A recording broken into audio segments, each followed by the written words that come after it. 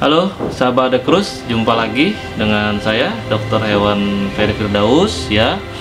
Pada kesempatan kali ini kita akan sedikit membahas tentang vaksinasi pada kucing. Nah, yang akan kita bahas itu adalah apa itu vaksinasi, kemudian apa itu vaksin, kemudian macam-macam vaksin di kucing itu apa aja, apa syarat kucing bisa divaksin, kapan jadwal vaksinasi kucing itu dilakukan, serta apa yang mesti kita lakukan ketika kita sudah melakukan proses vaksinasi pada kucing. Kita akan jelaskan satu persatu, mudah-mudahan ini bisa memberi sedikit informasi buat sahabat-sahabat Adekrus, terutama pada para pencinta kucing ya. Vaksinasi kucing adalah proses pemberian vaksin ke dalam tubuh hewan, yaitu kucing, dengan tujuan agar kucing mendapatkan imunitas ataupun kekebalan ataupun pembentukan antibodi terhadap penyakit yang menular. Bahkan penyakit ini juga bisa mengakibatkan kematian pada kucing. Apa itu vaksin? Vaksin adalah bahan antigenik yang digunakan untuk menghasilkan kekebalan atau imunitas tadi ya. Nah, antigenik ini bisa berupa virus, bisa berupa bakteri ataupun toksin yang sudah dilemahkan atau yang sudah dimatikan. Kemudian apa aja sih syarat-syarat kucing itu bisa untuk dilakukan vaksinasi? Yang pertama adalah kucing harus dalam keadaan sehat. Keadaan sehat di sini maksudnya adalah satu, kucing harus makan dengan normal ya. Kemudian kucing tidak boleh diare atau mencret. Kemudian kalau dicek kucing tidak boleh demam ya. Suhu kucing itu harus 38 sampai 39 derajat Celcius ya. Kalau demam berarti 39 derajat Celcius ke atas itu dikatakan kucing dalam keadaan demam. Kemudian kucing juga harus bebas dari parasit ya. Contohnya bebas dari kutu, kemudian bebas dari jamur, tidak ada infeksi ya, infeksi bakteri. Kemudian sehat itu juga artinya pada mata juga tidak ada mengeluarkan air mata, kemudian tidak ada peradangan atau kebengkakan pada mata, kemudian tidak ada gejala flu, artinya tidak ada cairan atau lendir yang keluar dari hidung. Kemudian juga di dalam rongga mulut tidak ada sariawan atau luka di gusi ya. Jadi memang harus dicek secara menyeluruh. Dan kucing tentu saja tidak ada gejala muntah ya. Jadi secara pemeriksaan itu menunjukkan bahwa kucing ini dilakukan oleh dokter hewan, bahwa kucing ini dinyatakan dalam keadaan sehat ya. Nah, yang kedua, kucing itu minimal usia 2 bulan. Di kami di Adekrus Pet Center bahwa kami bisa memvaksin kucing pada saat umur 2 bulan ya. 2 bulan itu biasanya kisaran berat badannya 0,8 kg ya. Pertanyaannya, kenapa kitten ini divaksin pada usia 2 bulan? Kenapa tidak usia 3 bulan? Ya, ini sering banget dipertanyakan.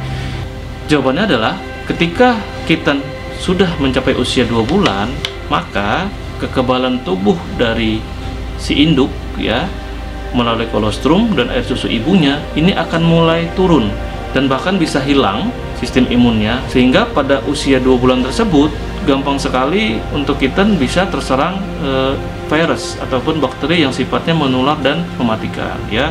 Jadi ketika umur 2 bulan kita bisa langsung memvaksin kucingnya, sehingga sistem imun itu akan terbentuk kembali dan kucing bisa terprotek dari penyakit yang sifatnya menular ataupun mematikan.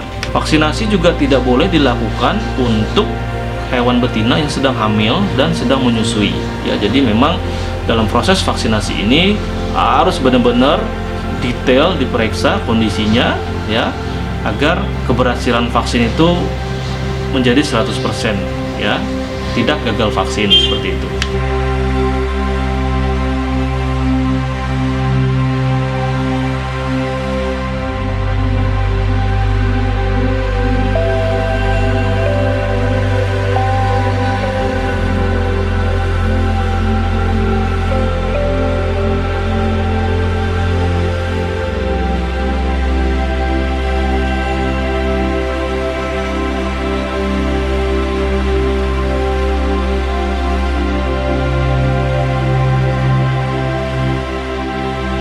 Dalam vaksin kucing itu sendiri ada 4 jenis virus dan 1 jenis bakteri, ya.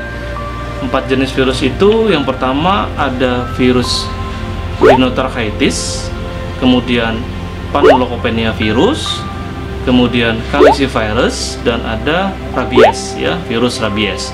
Dan bakterinya adalah jenis chlamydia, ya.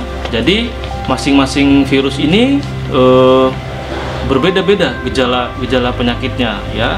Saya akan bahas sedikit tentang gejala klinis yang disebabkan oleh virus-virus tersebut. Yang pertama adalah virus rhinotracheitis. Nah, virus ini menyerang pada saluran pernapasan kucing, ya. Gejalanya diantaranya bersin, ya, atau cat flu, ya. Biasanya kucingnya bersin-bersin. Kemudian pada kornea mata biasanya ada perlukaan, ya, ada ulcer akibat dari kebengkakan pada mata atau peradangan pada mata, ya. Dan virus ini juga bisa menyebabkan kematian apabila dia nanti bersama-sama dengan calicivirus, ya, yang juga sifatnya menyerang sistem pernapasan, ya. Yang kedua adalah chlamydia, ya. Jadi virus ini juga menyerang sistem pernapasan bagian atas pada kucing. Dengan gejalanya antara lain kucing akan mengalami bersin, ya, atau cat flu biasanya orang menyebutnya. Kemudian dia ada kebengkakan konjungtiva, ya, di daerah mata. Jadi dia biasanya kedua mata itu konjungtivanya bengkak, mengalami peradangan, ya. Kemudian pasti matanya berair, kemudian dia kemerahan, ya. Bahkan apabila tadi bersamaan dengan rhinotracheitis itu akan menyebabkan sesak napas dan dapat menimbulkan kematian pada kucing, ya. Jadi chlamydia ini khasnya biasanya pada konjungtiva yang mengalami peradangan atau pembengkakan di kedua belah matanya. Nah, kemudian calicivirus. Calicivirus ini sangat khas, ya. Biasanya dia terjadi sariawan pada rongga mulut. Virus ini juga dapat menyebabkan terjadi kebengkakan ataupun peradangan pada konjungtiva mata pada kucing, ya. Dan sama seperti virus yang saya jelaskan tadi, bahwa virus ini juga sangat menular dan bisa menyebabkan kematian pada kucing, ya. Kemudian ada virus panleukopenia. Nah, ini kasusnya sangat sering terjadi, ya. Ini dan juga dia sangat menular, bahkan sampai bisa menyebabkan kematian pada kucing, ya. Panleukopenia ini sebenarnya ada yang bisa disembuhkan, ya. Jadi memang tingkat kesembuhannya kalau kita bilang di lapangan itu 30% ada yang sembuh, tapi ada juga yang tidak bisa tertolong, ya. Nah, gejalanya khas sekali. Kucing ini pasti tidak mau makan, lemas, kemudian dia muntah, ya, selalu muntah, dan dia diare, ya. Diarenya biasanya berlendir dan ada bercak darah, dan biasanya baunya khas, ya, seperti bau amis. Jadi baunya ini itu berbeda dengan feses normalnya dia. Biasanya kalau sudah muntah, diare, kemudian tidak mau makan, sehingga kucing akan mengalami dehidrasi. Apabila tidak segera ditangani, biasanya tingkat kematiannya akan menjadi lebih tinggi. Nah, yang keempat adalah virus rabies. Nah, kebetulan di Batam ini adalah daerah yang memang bebas rabies, ya. Jadi memang di Batam ini tidak dilakukan vaksinasi rabies karena Batam merupakan salah satu daerah yang memang bebas rabies, ya. Nah, sekedar informasi saja, apa sih gejala klinis apabila kucing terserang virus rabies? Yang pertama, kucing akan mengalami perubahan tingkah laku. Perubahan tingkah laku seperti apa? Yang pertama, lebih agresif, ya. Jadi dia menjadi lebih galak biasanya, ya. Sering menggigit. Kemudian dia takut dengan cahaya, jadi dia cenderung di tempat yang gelap. Dia juga hidrofobia atau dia takut dengan air. Dia selalu gelisah. Kucing juga akan mengalami kejang. Kemudian juga hipersalivasi, artinya banyak air liur yang keluar dari mulutnya dia, ya. Kemudian biasanya matanya nyaris melotot, ya. Virus ini sifatnya akan menyerang sistem saraf pusat di otak, ya. Sehingga orang menyebutnya, ya, ada yang kalau di anjing disebutnya anjing gila, gitu, ya. Jadi dia memang sudah tidak lagi mengenali siapa pemiliknya, sudah tidak tahu lagi siapa ownernya, ya, karena yang diserang adalah sistem saraf pusat di bagian otak. Penyakit ini sangat menular, ya, baik menular ke hewan ataupun juga menular ke manusia, atau sifatnya zoonosis, ya. Jadi kalau menular ke manusia pun biasanya gejalanya hampir mirip dan bisa mengakibatkan kematian pada manusia. Pada manusia itu bisa tertular dengan cara gigitan dari si kucing, ya. Kucing yang terinfeksi virus rabies itu menggigit ke manusia sehingga terjadilah infeksi, ya, masuk virus ke dalam tubuh manusia dan akhirnya manusia tersebut terserang penyakit rabies. Nah, jadi virus rabies ini sangat berbahaya baik pada kucing ataupun pada manusia, ya, karena yang sifatnya tadi zoonosis, karena bisa menyebabkan kejadian yang fatal atau menyebabkan kematian baik pada kucing maupun pada manusia. Nah, kemudian bagaimana jadwal vaksinasi pada kucing itu, ya? Nah, tadi kan kalau virus itu pada kucing ada 4 virus dan 1 bakteri, ya, karena memang kita di Batam tidak ada vaksin rabies, maka yang kita lakukan adalah vaksinasi 3 virus, yaitu rhinotracheitis, panleukopenia-virus, calicivirus, plus bakteri yaitu chlamydia, ya. Vaksinasi kucing di Dikrus Pet Center ini dilakukan sebanyak 3 kali, ya, dan jedanya 1 bulan. Vaksin ini harus di booster jeda 1 bulan. Tujuannya adalah agar sistem imunnya tetap tinggi sehingga bisa memproteksi si kucing dari penyakit-penyakit yang sangat menular dan bahkan yang sifatnya bisa mematikan. Karena jika vaksin ini tidak diulang, maka yang terjadi adalah sistem imun akan turun sehingga kucing bisa saja terserang penyakit yang menular dan mematikan. Vaksin pertama itu dilakukan pada saat usia 8 minggu atau usia 2 bulan, ya. Nah, yang divaksin adalah jenis 3 virus terlebih dahulu. Jadi ada virus panleukopenia, rhinotracheitis, dan calicivirus, ya.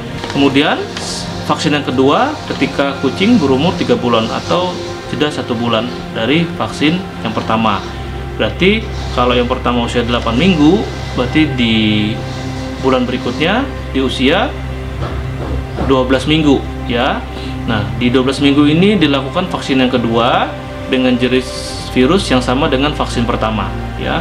Biasanya di kami kalau vaksin itu selalu disertai dengan pemberian obat cacing. Kemudian vaksin yang ketiga itu dilakukan di umur 4 bulan atau usia 16 minggu. Nah, pada vaksin ketiga ini yang digunakan adalah 3 virus plus 1 bakteri, yaitu rhinotracheitis, panleukopenia-virus, calicivirus, dan chlamydia, ya.